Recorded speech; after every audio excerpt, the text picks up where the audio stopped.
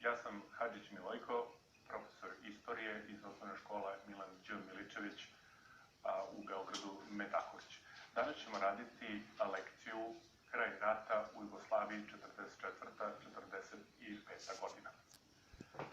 Situacija na frontovima sveta tokom krajem 44. i početkom 45. godine za nemački Wehrmacht bila je katastrofalna.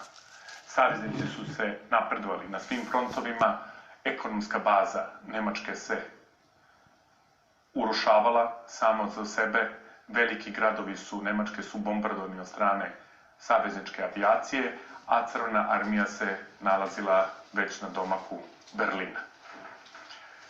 Partizanski pokret u Jugoslaviji zahvatio je maha, držao je ogromnu površinu od Makedonije do Slovenije. Videvši nemajući više snage da se sa njima obračunaju vojno, kao što su imali u velikim operacijama Schwarz i Weiss, Nemci su odlučili da pokušaju komandoskim napadom. Odlučili su da izvrše desant na Drvar 25. maja 1944. godine, da iznenade Josipa Broza Tita i da ga zarobe, misleći da će time obezglaviti pokret u Jugoslaviji.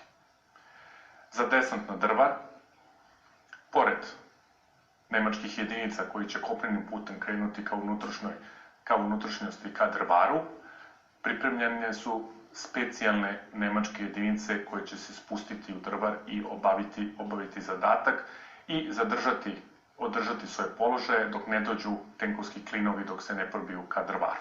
25. maja u nekoliko talasa jedrilica spušten je 500. SS kažnjenički bataljon. Zadatak im je bio da povataju britanske, američke i ruske pripadnike vojnih misija. U samom Drvaru nalazile su se male jedinice i prateći odbrana štaba, neka škola oficira koja je tu bila i tako dalje.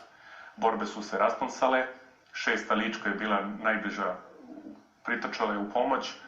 Posle 2 dana, da kažemo, borbe, nemačke jedinice su prošle ka Drvaru, Tito je se izvukao sporednim putem, otišao na slobodnu teritoriju, britanske jedinice su ga prebacile